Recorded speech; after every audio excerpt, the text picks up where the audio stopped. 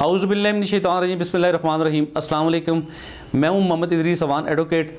और दोस्तों, इंसान अशरफुल मखलूक़ात हैं और जब ये गिरने में आते हैं तो ये दरिंदों से भी बढ़ के है। और दरिंद मैं समझता हूँ जी, इंसान को, इस तरह के बिगड़े हुए इंसान को दरिंदा कहना भी दरिंदों की तौहीन है।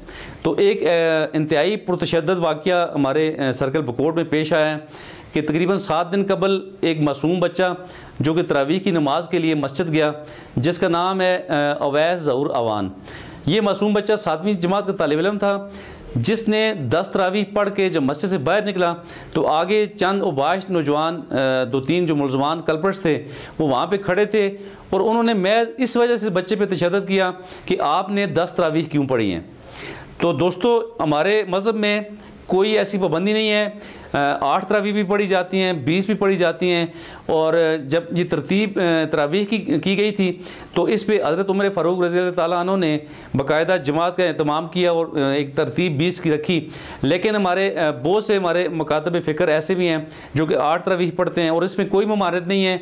4 सुन्नी स्कूल ऑफ थाट्स हैं।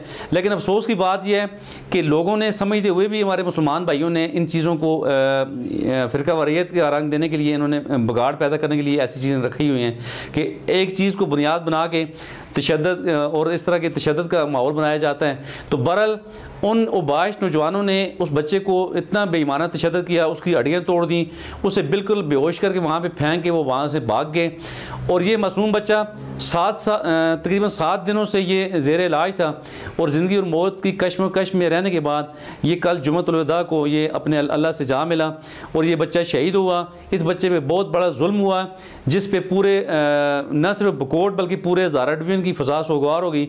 आज जब मीडिया में ये वाक़या रिपोर्ट हुआ तो बहुत सी आंखें मैंने देखी हैं जो पुरनम थी इस वाक़े को डिस्कस करने के बाद। तो बहरहाल वो मासूम बच्चा जिसका नाम अवैस ज़हूर अवान था, जो अपने वलदैन का एक लाडला बच्चा था, जिसे इन ज़ालिमों ने, इन संग दिल लोगों ने अपने आप की तरफ से एक गलत इशू बना के एक बिल्कुल मावराए मज़हब एक बात करके इस मासूम को शहीद किया गया।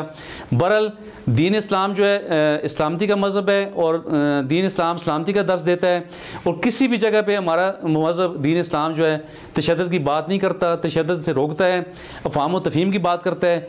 ये तो दीन इस्लाम के मुसलमान भाई हैं। तो यहाँ पे तो जो गैर मुस्लिम लोग हैं, जो अक़लीतें हैं, उन्हें भी तफ़्ज़ की बात उनके लिए भी की गई है। हमारा मज़हब तो अक़लीतों को भी अपना मज़हब के मुताबिक अपनी इबादत करने के लिए आज़ादी फ़राहम करता है। तो हमें क्या हो गया है कि हमारे पढ़े लिखे नौजवान, हमारे दीन के वाकिफ़ नौजवान जो दीनदार भी हैं, तो वो भी इस तरह की हरकत कर रहे हैं। और कई मस्जिदों में झगड़े हो रहे होते हैं, कई जगहों पे, कई जलसे जुलूस में ऐसी बात, इन चीज़ों को, मुनाफरत को उभार दिया जाता है। तो बहरहाल बहुत ही अफसोसनाक वाक़या है जिसकी जितनी मज़म्मत भी की जाए कम है। अब ज़रूरत इस अमर की है कि हमारे अदारे इस तरह के इशूज़ पे काम करें।